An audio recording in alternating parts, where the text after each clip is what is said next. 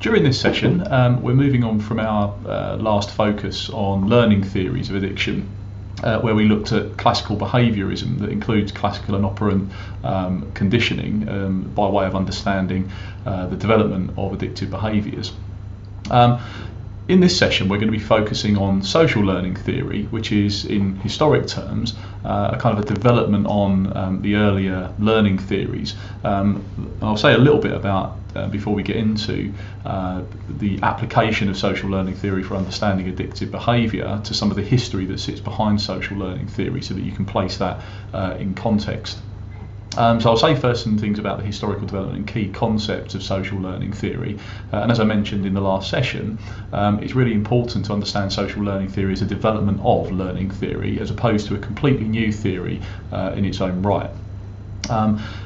We'll then go on to look at social learning theory and addiction, and then consider the role of self-efficacy and outcome expectancies, which are two particularly important concepts that social learning theory bring to our understanding of addictive behaviours. And then we're going to look at some more applied research in recent years, looking at things like peer pressure, parental influences, and other things like framing and problem recognition, which stem from some of these core ideas in social learning theory. So the first thing to say about social learning theory, a key figure who you'll read, if you read around the area, that you can't help but come across, is Albert Bandura, who developed social learning theory as an attempt to introduce a social cognitive model of human behaviour.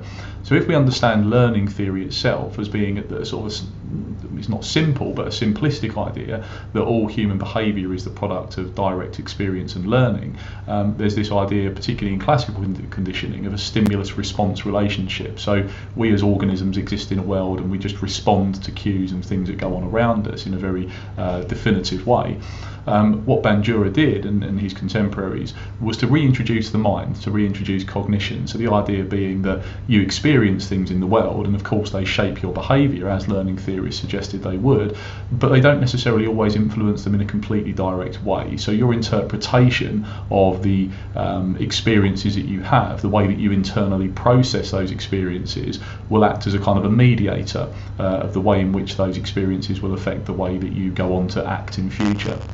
So it departed from this stimulus-response model, and importantly then understood learning as something that happens in a social context. It really brought the kind of the wider social influences, as well as the internal cognitive processes, back into our kind of core thinking about the development of human behaviour. And it's often thought of, social learning theory, as a transitional step between behaviourist and much more modern cognitive theory. A lot of what we talk about in the context of certainly early social learning theory was still very much restricted to the domain of understanding cognition and information processing as being a very conscious, intentional activity, without so much of an understanding in the early days of the implicit automatic processes that can exist sort of below the levels of conscious awareness. So that's some key points about social learning theory. The general principles of social learning theory, and the ones that I want to draw attention to because they have particular relevance for our discussion about addictive behaviour. One key general principle of social learning theory is that we can learn vicariously. This is a really, really important and really powerful concept in learning theory, social learning theory. When we talk about vicarious learning, sometimes also called behavioural mimicry, effectively what this means is that I can observe you doing something. I can have an internal conscious experience and thought process which says that thing that you're doing seems to be giving you some sort of reward or pleasure. And because of that fact, I'm going to model that behaviour myself in future. I'm going to do the thing that I now think is going to bring me some reward, simply because I've observed you, in my interpretation, experiencing a reward from the same behaviour.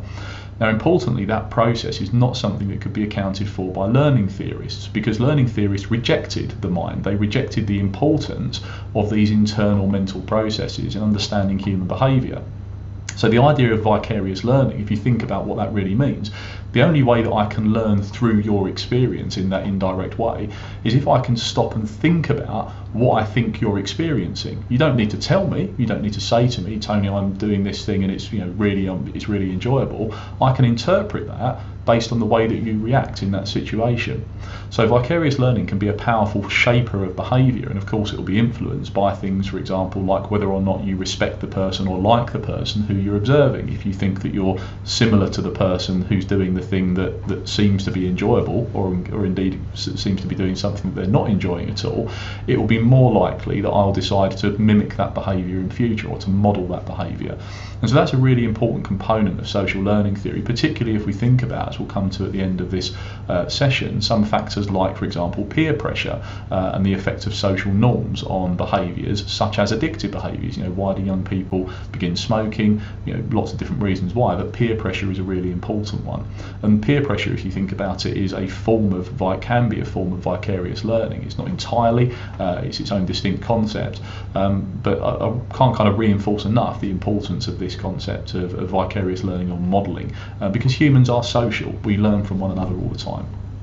Another key principle of social learning theory is this idea that learning and experience doesn't always precipitate behaviour change. So what we mean by this, what social learning theorists meant by this, is that unlike learning theorists who said that all of your experiences will kind of, almost unavoidably shape your behaviour and increase the probability of you doing something in future, for social learning theorists, your experiences are only an indirect factor in whether or not you change your behaviour in future. You can experience something that to other people may appear to be an unpleasant experience, but whether or not that changes your behaviour is going to depend on a complex set of factors, such as the internal interpretation that you make of the consequences that you're experiencing. So if you do something and it leads to a negative outcome, from a learning theorist perspective, that should stack the odds against you doing that thing again in future.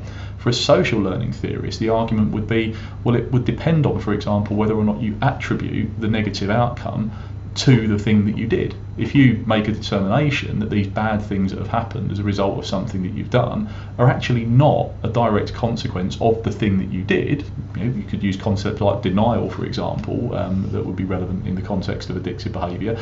If you simply don't believe that the things that are happening to you that are bad are in any way linked to your behaviour, then it's unlikely your behaviour is going to change in the short to medium term. So this is an important idea from social learning theory that, again, is absent from learning theory, where your own personal evaluation or observation about rewards and reinforcements and punishments are actually by the by. It's all just a simple kind of probabilistic process in a way.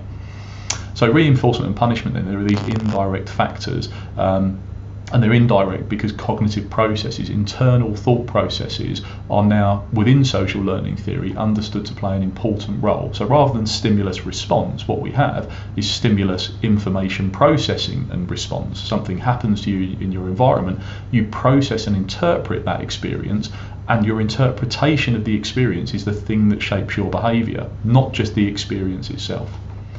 What this also means is that our expectations of reinforcement or punishment can be as powerful in predicting our behaviour as the actual experience of those reinforcements or punishments. So this links back to the idea of vicarious learning. If because of my observations of someone, for example, having a drink, is that person appears to be having a really good time, and I think that that's going to happen to me, it increases the likelihood that I'll then decide to drink alcohol, for instance, because I've learned vicariously through somebody else doing the behaviour that it seems to be really great.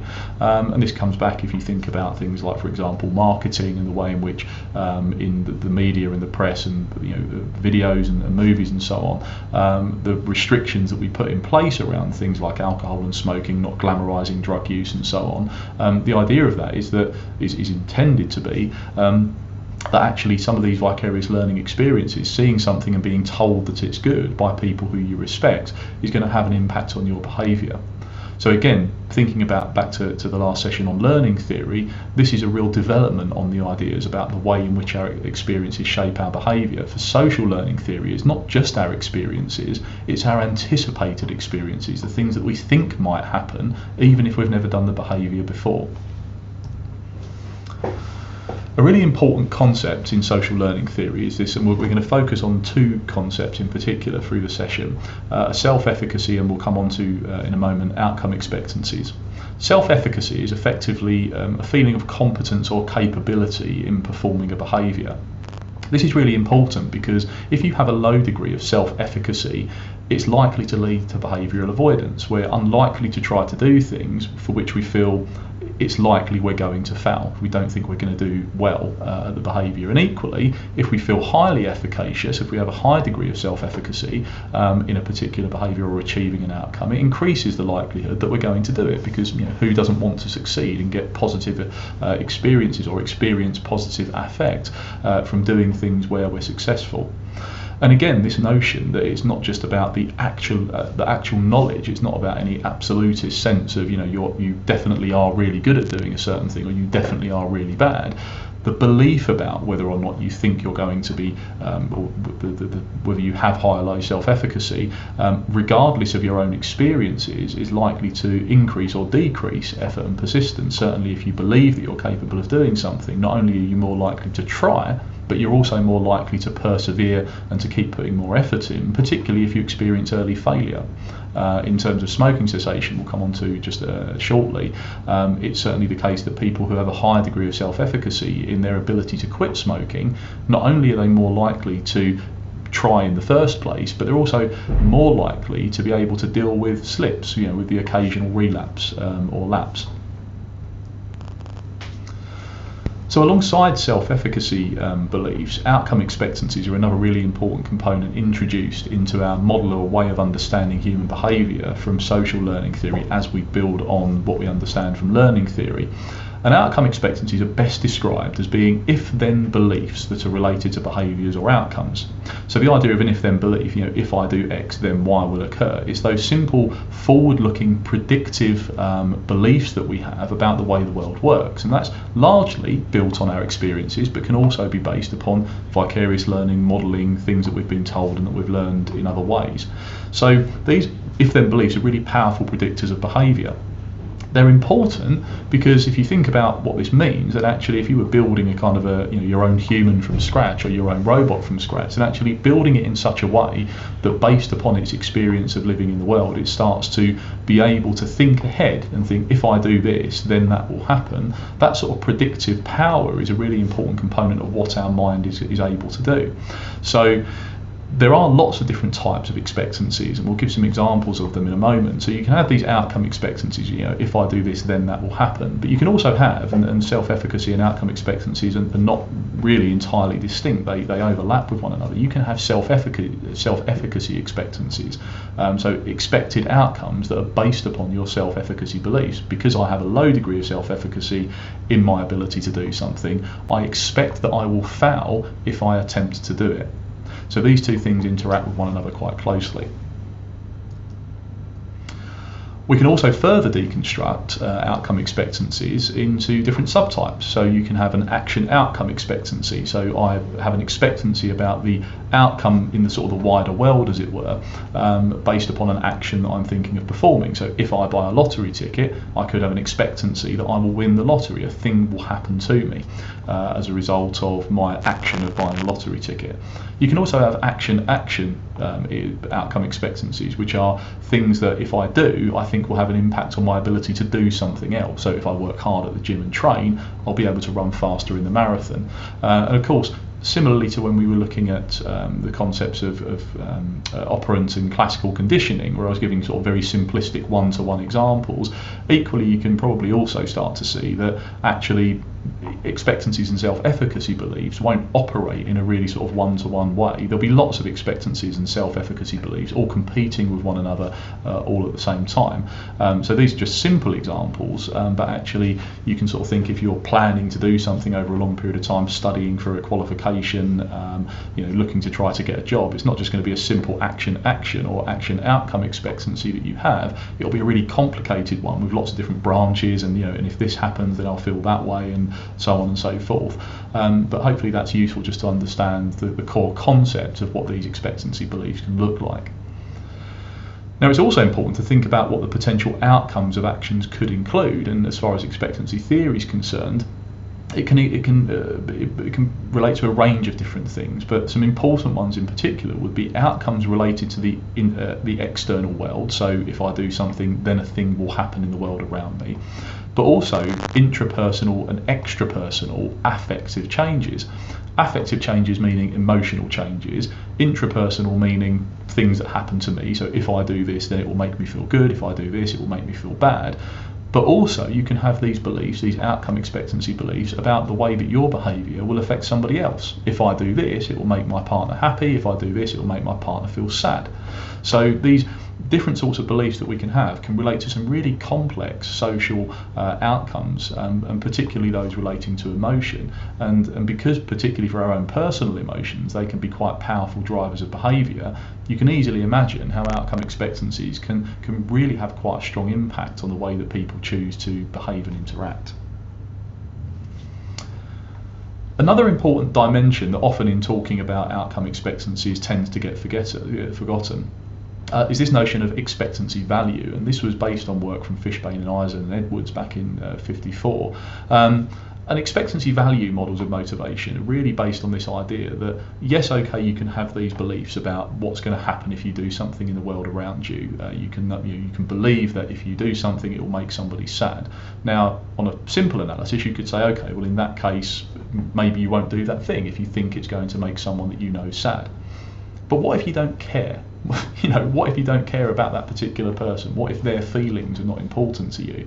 Then actually, regardless of the fact that you have an outcome expectancy that if you do behaviour X or if you do, whatever it may be, then that person would be upset. If you don't care about that person and their emotions are not important to you, then actually that expectancy, that belief in and of itself, may have a very limited impact on your behaviour, perhaps only to the extent that so long as doing the thing that you're thinking about isn't itself important to you, you may be less likely or more likely to do it. So this subjective value is important. We can hold all of these different beliefs, but we also need to care about the outcome, and caring about the outcome is going to be really important in determining what people do next.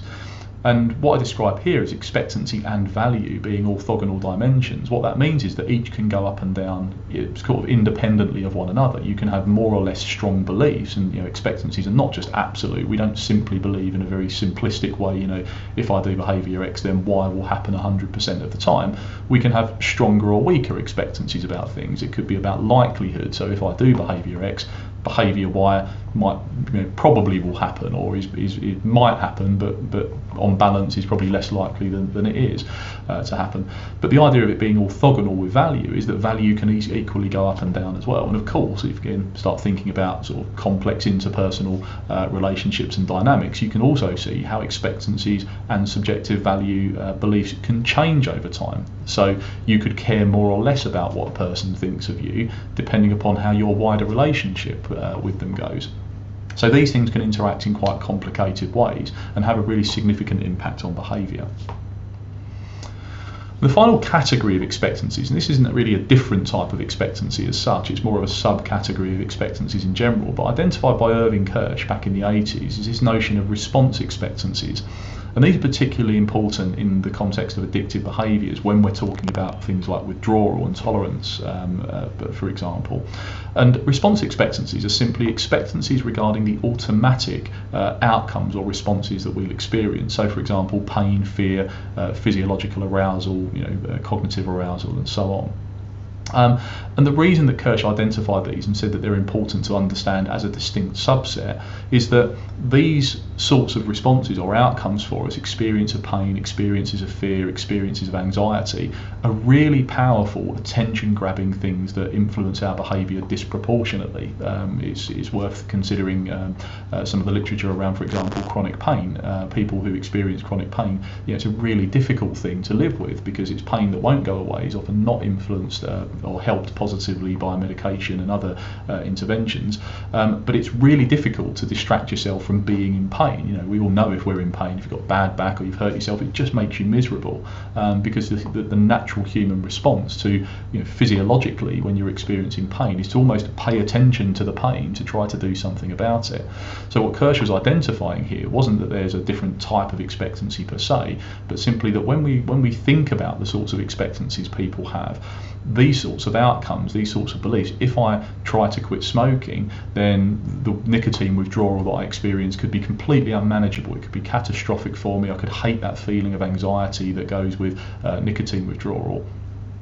If I believe that, and if I also don't believe that I'm able to cope with it, so have a low degree of self-efficacy, you can see how that's again going to be quite a powerful shaper of behaviour.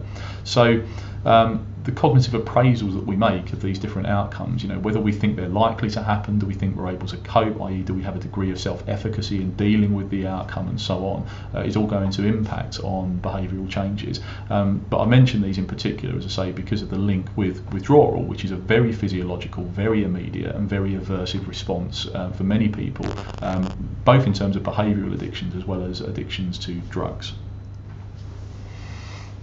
One other concept I want to say something about is this notion of self-regulation, because while it's, and we'll come on to this in future sessions looking at impulse and self-control theories of addiction and so on, but social learning theory is really important in the sense that it presents, as well as all of these different concepts that build upon operant and classical conditioning. So we've got self-efficacy and expectancy and expectancy value and so on and so forth. While that's really useful and builds the kind of the complexity of our ways of understanding human behaviour, there's a really important distinction to be made about this concept of self-regulation, what it means to engage in self-regulation from a behaviourist or learning theorist perspective compared with a social cognitive or social learning theorist perspective.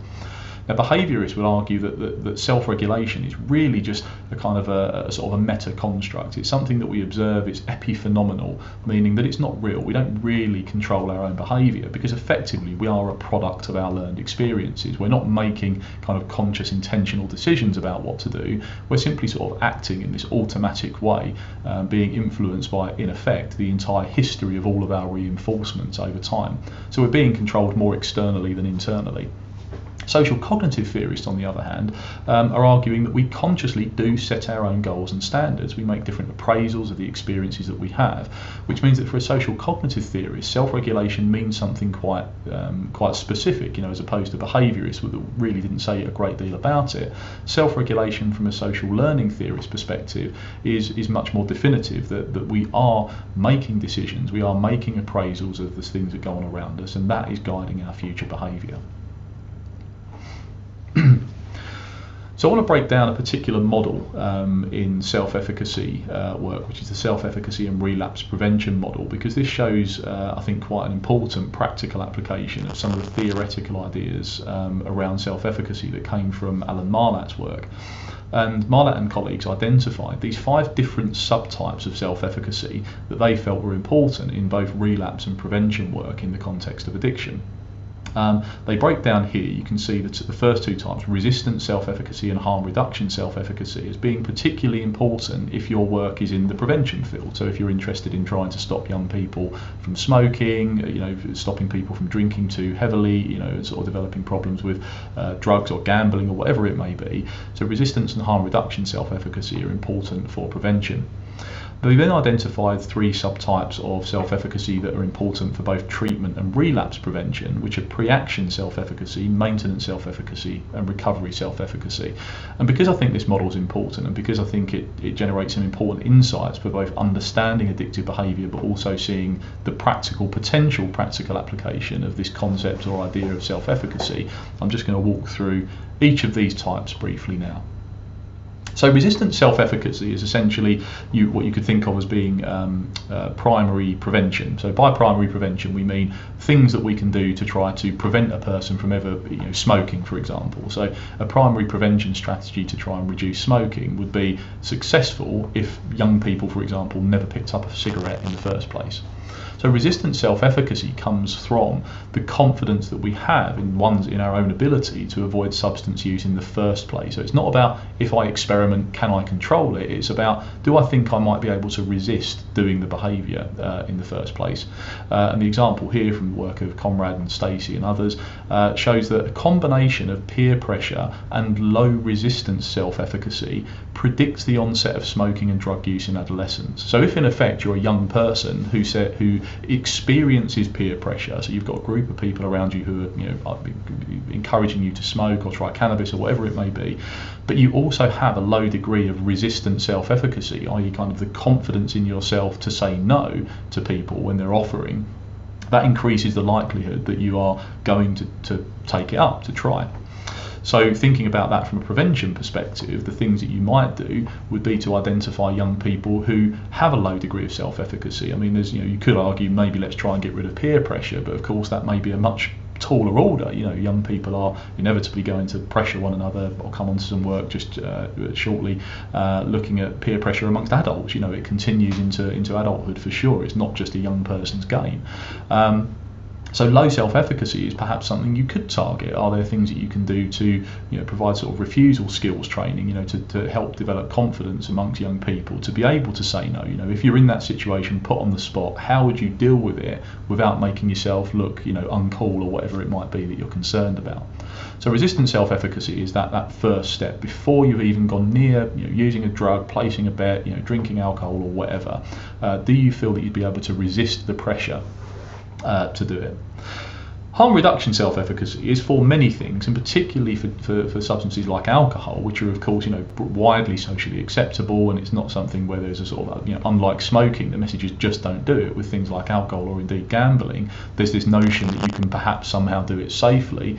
Harm reduction self-efficacy is really secondary prevention. It's if somebody's going to experiment or going to try different things, what level of confidence do they have in their ability to reduce their risk after experimentation and beyond that first experimentation phase?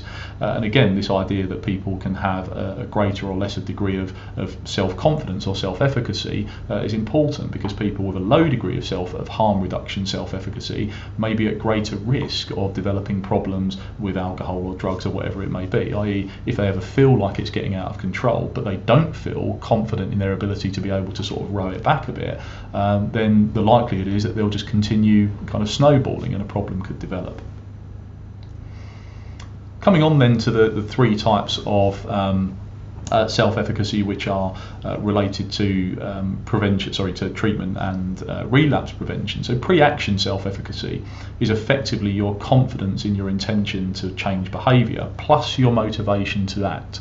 So a combination of two things: your degree of efficacy in or confidence in being able to change your behaviour, and the motivation that you have to do it. So it kind of overlaps with that notion of expectancy value. A person with a high degree of pre-action self-efficacy is the sort of person who just imagines themselves succeeding. So before you actually do something, do you actually imagine yourself being successful in achieving the thing that you're trying to do? Could be quitting smoking, cutting down drinking, quitting gambling, whatever it may be. A low degree of self-efficacy would be characteristic of a person who imagines failure. So they think about quitting, but they're telling everybody that they know it's not going to work. I've done this 20 times before, I know it doesn't stick for very long. And again, this is predictive of whether or not a person is likely to actually be successful in their attempt. Action self-efficacy is this sort of confidence in the ongoing confidence in changing your behaviour. So once you're actually doing it, what level of self-efficacy do you have in your ability to perform the action? If you're trying to quit, do you think you're going to be able to do it? Action self-efficacy in some of Marlat's work was shown to predict attempts to quit smoking. If you just don't think you're going to be able to cope with the demands of the task, because it's not just as simple as kind of sticking with the example of smoking, it's not just as simple as not smoking anymore. It's all the complex dynamics that go with it. It could be that in the workplace you're always going out for a cigarette break with friends or whatever. How are you going to deal with that if you're then invited out? You lose that part of your day. And do you feel like if you drink when you smoke when you drink, how confident do you feel in being able to deal with those situations? Do you think once you've had a few drinks you're going to sort of not be able to resist temptation, as it were? So this self-belief that you have in your ability to engage in the action is also really important. And we have maintenance self-efficacy as well, which is essentially your belief in your ability to cope with behaviour change in the long term. So, once a person gets through that sort of initial stage of trying to overcome, smoking, or to sort of stop smoking or drinking or whatever it may be, there'll be all these sort of the early things around the withdrawal effects and coping with that, and whether or not you try and do it in the case of smoking with or without nicotine replacement, or vaping, or whatever it may be. There's that sort of early part, the initial effort, but what about the longer term? What about 6 months down the line, 12 months down the line, 2 years down the line? What level of belief do you have in your ability to maintain? Because of course it could be that you're quite able and you do quite well at kind of giving up whatever it is you're giving up early on. But then maybe something goes wrong in your life. Maybe you get to a really stressful time in work, maybe you decide to move house, maybe you have problems in your relationship. How do you think you're going to cope when you're experiencing stress? How do you think you're going to cope if 12 months down the line you have a cigarette, you just a moment of weakness, whatever you want to call it, and you just have a cigarette? Will you be able to deal with those lapses and relapses, or will you interpret them as being really catastrophic? So maintenance self-efficacy is quite literally your self-efficacy or confidence in the ability to maintain this behaviour over a much longer period of time beyond just the initial abstinence or quit or reduction attempt. And recovery self-efficacy is then linked to this idea of maintenance. What happens if something goes wrong? What happens if you're trying to give up smoking and you have a cigarette, whether it's because you were at a party, because you were just having a really bad day at work, whatever it may be, something that specific could just be that you just really fancied it and you were sort of fed up that day and decided that you would just have one. So recovery self-efficacy, defined here by Luzinska and Schwarzer, as being one's conviction to get back on track after being derailed. So if you experience a lapse, which is really common when we're trying to change behaviour of any kind, not just addictive behaviours, but in any form of behaviour change, whether it's improving diet or being more active or whatever it may be, lapses occur. We sometimes, for whatever reason, don't continue doing the behaviour that we were trying to do.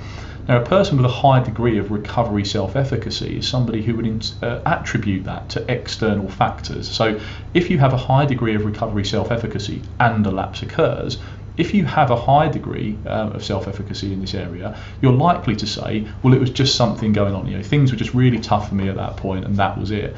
But as a result, you remain hopeful for the future because you don't blame yourself. You sort of blame other people or other situations. They were putting me under, they were encouraging me to have a drink, or wouldn't give over, sort of offering me cigarettes or whatever. And so if you have a high degree of recovery self-efficacy, that's a good thing because it means you're actually more likely to kind of get back on track afterwards, whether it's reducing consumption or quitting altogether. If you have a low degree of self-efficacy, recovery self-efficacy, then the likelihood is that you will attribute these lapses to internal, stable and global causes, as in you take it all on yourself. The reason that I've quit is because I'm never going to be able to stop, I'm weak, this is never going to change, it's happened before. And this lowers, again, as you can understand, if you're thinking like that, the future chances of successfully continuing. So you'll catastrophize the lapse that you have, rather than just brushing it off and saying, do you know what, moment of weakness, not the end of the world, it was because of X, Y, Z. If you have a low degree of recovery self-efficacy, you're much more likely to internalise it and to blame yourself. And that's, of course, a bad thing because it means that you're then taking full responsibility and you're less likely to either continue or to try again in the future.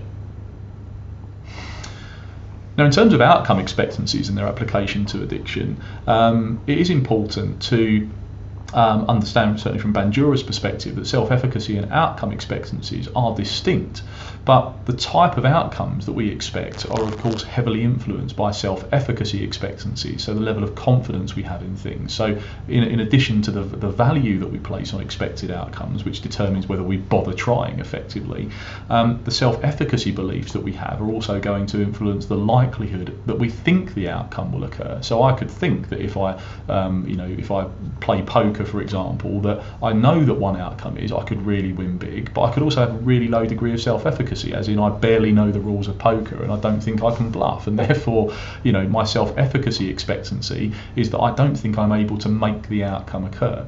So again, it's important to remember these aren't just conceptually completely distinct things, but they interact in complicated ways.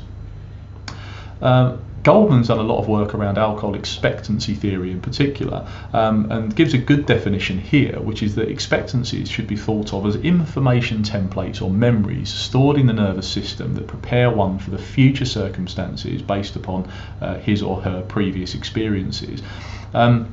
And I like this because I think it gets to this idea that this isn't just a sort of a memory thing, it's also hardwired into people. We're hardwired as organisms to try to predict the future. It's a really useful survival skill. It doesn't always work in our favour, but it is really important. And when we think about outcome expectancies, we can also subcategorise them into different ways. I've already mentioned some of the different types of expectancies: action, outcome, different types of expectancies about emotional outcomes, impacts on the world around us, and so on. But we also distinguish between positive and negative outcome expectancies, because these can influence our behaviour in different ways. Broadly speaking, positive outcome expectancies will increase our motivation. If e.g., if I will enjoy myself more at a party if I have a few drinks. So if you think a good thing will happen as a result of doing something, it makes it more likely you feel motivated to do it. We want good things to happen. And equally, and again sort of fairly self-evidently, negative outcome expectancies will decrease motivation. So if I'll have a hangover if I have too much to drink. Now, using those two situations of drinking at a party, again, you can see that it's not just going to be a definitive thing. It's not going to be you go to a party either with positive or with negative outcome expectancies. You can turn up with both. You can think, if I don't have a drink, I might feel more self-conscious, I might not have such a good time, but if I drink too much, I'm going to feel terrible at work tomorrow because I'll be a bit hungover. So these two things will then compete, and there'll be lots of different things that impact on the decision we make in that moment. One of the things that could impact on it is our self-efficacy and our ability to control our drinking. Do I think if I begin drinking in this social situation, do I feel confident in my ability to be able to make sure that I don't have too much? Am I the sort of person that once I've had a few, my efficacy, my belief in my ability to control my drinking completely diminishes? Or do I think that I can set myself a limit and I'm going to have no more than 4 drinks, I'll space them out, and that's it, I'll stick at it. And so the self-efficacy beliefs that we have about our ability to perform these behaviours could determine whether the positive or negative outcome expectancy influences us more. So if I really don't think I'm very good at controlling my alcohol consumption in a party situation, then actually, even though I know that having a drink might make me feel more relaxed and I'll enjoy it more, it may be that I'm more concerned about the negative outcome, because I know that if I start, I might not be able to stop. So that self-efficacy belief about control could almost determine whether positive outcome expectancies or negative outcome expectancies end up taking precedence in my decision making. Now, I want to say something now about some of the more applied aspects of self-efficacy and social and outcome expectancy in social learning theory. And I want to start by looking at these, what we describe as intergenerational influences. Now, we know, for example, that alcohol expectancies develop in childhood and influence the decision to drink and how to drink throughout your lifetime. We've known this for a long while. Alcohol outcome expectancies, for example, we know that heavy drinkers tend to expect positive and kind of physiologically arousing influences. If I drink, I'll become more outgoing, I'll become louder. Lighter drinkers tend to expect positive things, but they also expect more sedation. So people that are light drinkers will report expectancies which are along the lines of, yeah, if I have a drink, I'll become more relaxed and it'll be great. But then, if I have too many, I'll start to get really sleepy and so on. So heavy and light drinkers have different types of expectancies, but we know from research in this area that young children, as young as 6, 7, 8 years old, start to develop those same sorts of alcohol outcome expectancies as their parents have. And that tends to then influence their drinking behaviour into later adulthood.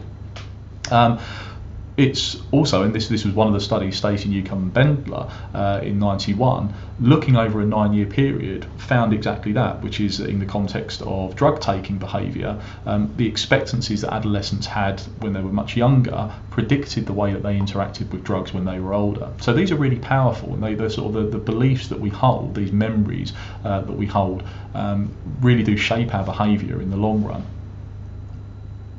Now, with some colleagues a couple of years ago, we did some work looking at the drinking motivations and problem drinking amongst young children and adults. And in this particular study, we actually had a sample of 148 parent-child dyads, meaning a parent who filled out a questionnaire and one of their children who were aged between 10 and 17 years, looking at their drinking, the parents' drinking, and the impact that it had on their children's drinking. And what we found was that the parental drinking motives, the reason that parents gave for their drinking, predicted substance use, alcohol use, and their own children's drinking motives. And importantly, what we found is that parents who reported that they drank to cope had children who were more likely to also drink to cope. Now, there's a particular measure called the Drinking Motives Questionnaire that categorises 4 different types of primary motive for drinking. Drinking to cope in particular is a problematic motive for using alcohol. People who drink to cope are more at risk of developing alcohol-related problems in future, i.e. if the reason that I say I drink is because I do it when I'm stressed, or if I've had a bad day at work, I'll come in and have a drink. What will tend to happen, unfortunately, is if you then experience anything bad in your life, your alcohol use will go up. And of course, if the bad things that happen in your life that cause you to drink to cope kind of don't go away and just get worse and worse over time, then actually what can happen is your alcohol use can go up and get worse and worse over time. So a degree of drinking to cope, having a glass of wine or a pint of beer and it just calms you down or chills you out or whatever it may be, isn't in and of itself a bad thing. But if that's a really strong motive for your alcohol use, it does increase your chances of developing problems with alcohol later in life. And apologies for the slightly complicated model here, but we were looking at a number of different things, and I just want to point out a couple of these. So this is a diagram essentially showing the relationship between all of these different variables, with on the right hand side of the diagram being outcomes for children, including the measured coping and conformity motives that children reported for their alcohol use. Children's alcohol use, the CRAFT score is a measure of alcohol and substance misuse. And on the left-hand side of the model, and the top and left-hand side, are the measures that we took from parents. And essentially, if you want to read this paper in more detail, you'll understand a bit more about this, the interrelationships here. But basically, the hard lines there represent significant predictive relationships, and the dotted lines represent where we didn't find a significant direct influence. So what we found here, for example, was that on the left-hand side, parents' coping motives, so the coping motives that the parents reported, predicted their audit score, and the audit is a measure of alcohol use and alcohol problems. So the more that a person reports, and it was quite a strong relationship, the more that they reported drinking to cope, the higher their alcohol use overall was, and the more likely they were to report problems with their own alcohol use. That in itself predicted a strong positive relationship between, or predicted a positive relationship between with their children having coping motives. So what this means, if you look at the diagram where you've got parents' coping motives and children's coping motives, there's no direct relationship between them. So the parents having a relationship with alcohol, which means they drink to cope, didn't directly predict their children also drinking to cope or having motives about drinking to cope. What was happening, in terms of interpreting this diagram, is that if you are a parent who drinks to cope, that increases your use of alcohol. It's the increased use of alcohol, which is probably being seen by your child, which increases the likelihood that your child will develop this coping motive for alcohol use. Moving further along the diagram from that box of children's coping motives, you can also then see that children's coping motives had a significant positive relationship with their alcohol and substance misuse. So what this is showing is this sort of intergenerational influence or transgenerational influence. So you're moving from the way that your parents drink, and if you were to go further back, I would predict that you would find a positive relationship between the parents and the child's coping motives.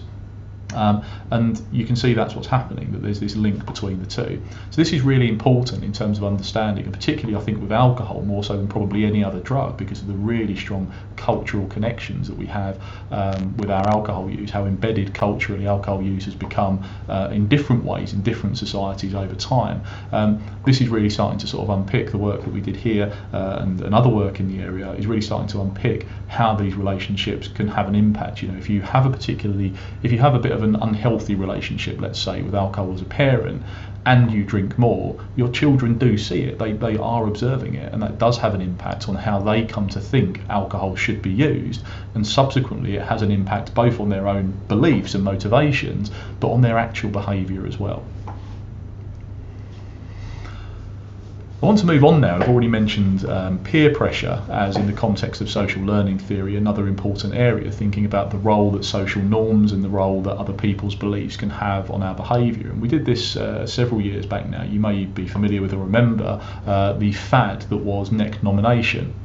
So neck nomination was essentially this kind of risky drinking game that spread across social media very quickly, and has kind of largely disappeared now. It's been replaced by some other things, and as tends to happen on social media.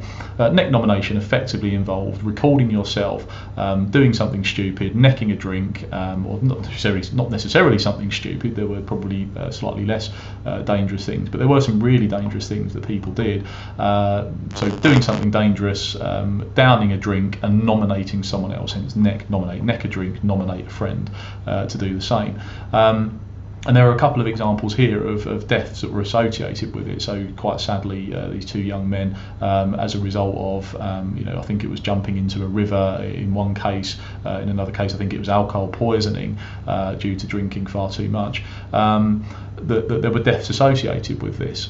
what we found was we were interested in trying to understand the dynamics from a social learning perspective, what the dynamics of this sort of peer pressure is, because social media, as we know, can be a really important part of some young people's lives. What if somebody nominates me and I don't respond? What if somebody nominates me and they did something really cool, like jumping off a drift bridge into a river? How do I top that? Can I just do something really quite mild? Will everyone laugh at me? All these different sorts of things.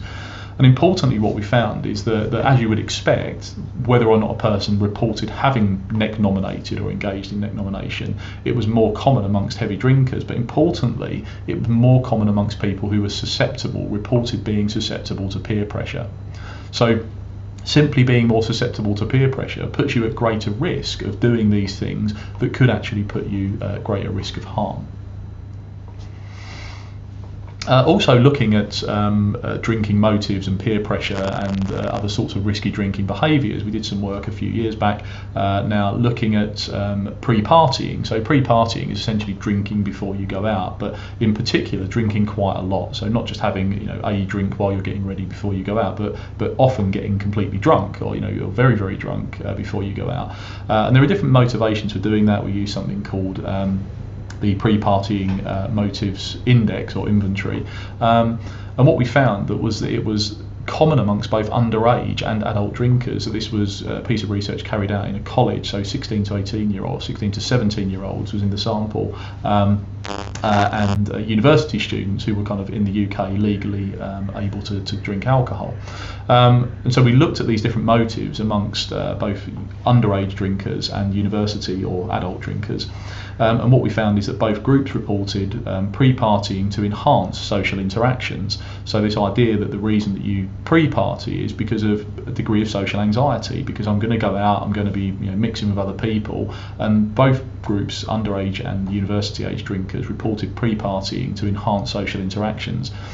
But interestingly, and perhaps not unexpectedly, university students also reported doing it for motives related to intimate pursuit. So thinking that it's more likely to help you, whether it's to build the confidence or whatever it may be, to initiate an intimate sexual relationship with somebody on a night out.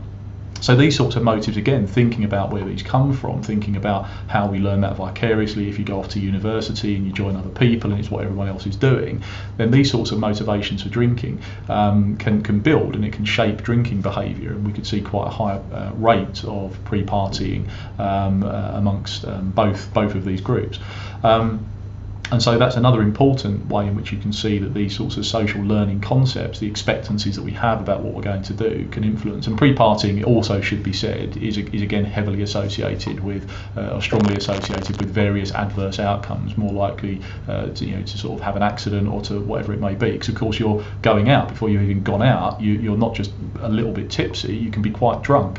And so it can be in itself a risky drinking behaviour that's influenced by these social pressures. And what we also found in this more recent study was looking at a qualitative review of a systematic qualitative review, looking at peer pressure amongst adults and finding that actually amongst adult drinkers it persists, and there are a number of different beliefs that people held and different factors that influence people's drinking.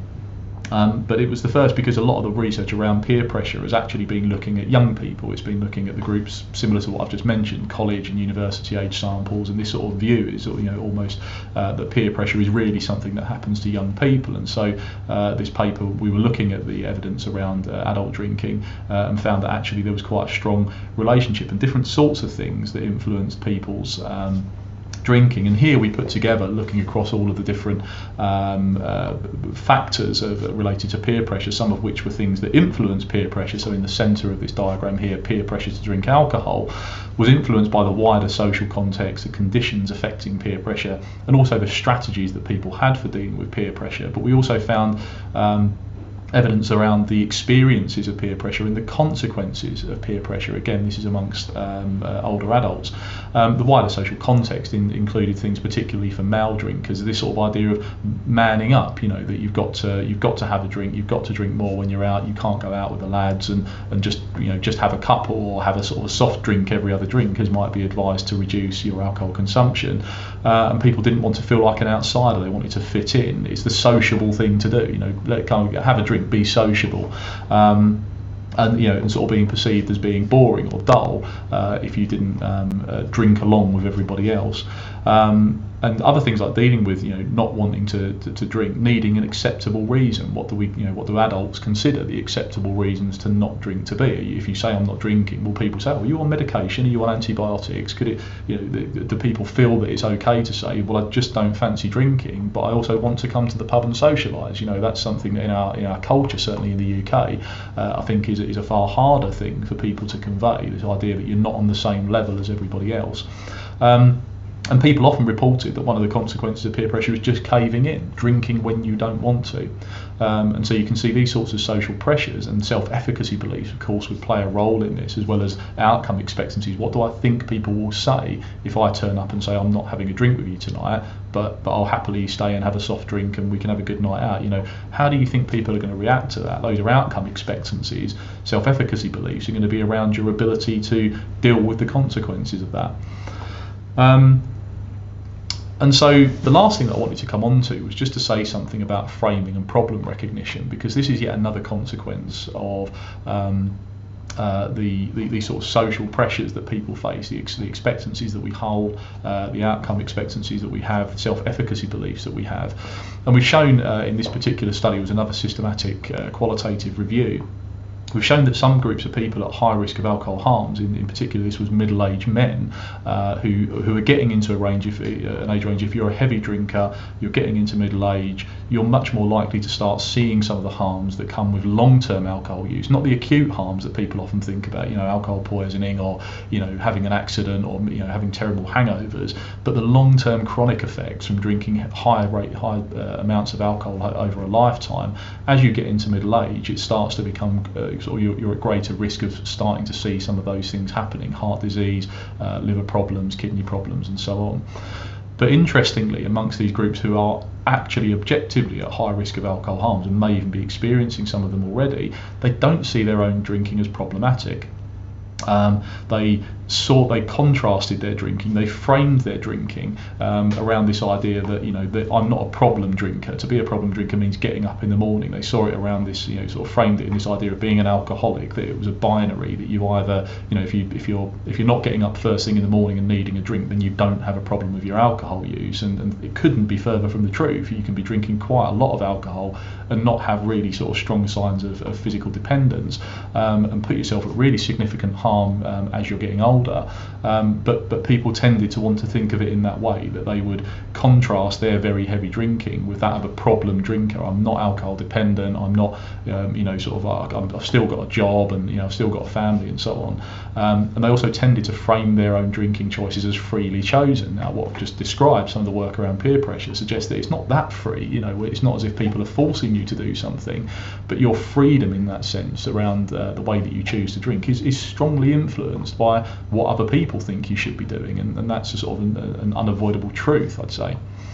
And also in the context of framing, we've looked at this idea of what happens if you frame drinking as being a sort of a binary or a continuum type issue. So what I mean by that is this binary idea was, as I just described, exactly what we found middle-aged men were doing. They were taking it as a binary. Alcohol problems, problem drinking is quite simply an either or. Either you've got a problem or you haven't. And if you have a problem, it's a sort of a disease. It's the addiction, alcoholism, whatever you want to call it. And if I don't have that, then I don't really have a problem. And it's just this very black or white binary view. What we found was that if you were to present problem drinking as actually being more of a continuum or a spectrum, that actually you can have more or less of a problem. Yes, at some extreme end, some people may need specialist support from a drug and alcohol treatment professional, substance misuse professional. They may be getting up in the morning, have really strong dependence, might even need medication to support them during a period of withdrawing from alcohol. But at the same time, there's kind of shades of grey in between. It's not either or. You don't either have a problem that severe or no problem at all. And what we found was that by presenting people with a vignette, which in this particular study was a recording of somebody talking about their own problem with alcohol and talking about it in a way that either couched it in those binary terms, or couched it in terms of a continuum, saying, hey, you know, I've had a problem with alcohol for a while, it's actually something that's developed over time, I really think it could happen to anybody, you know, I've managed to sort of cut it back now because I found ways of coping with it, and making it seem as though it was this kind of continuum, which is in clinical terms actually a much more accurate way of thinking about problem drinking.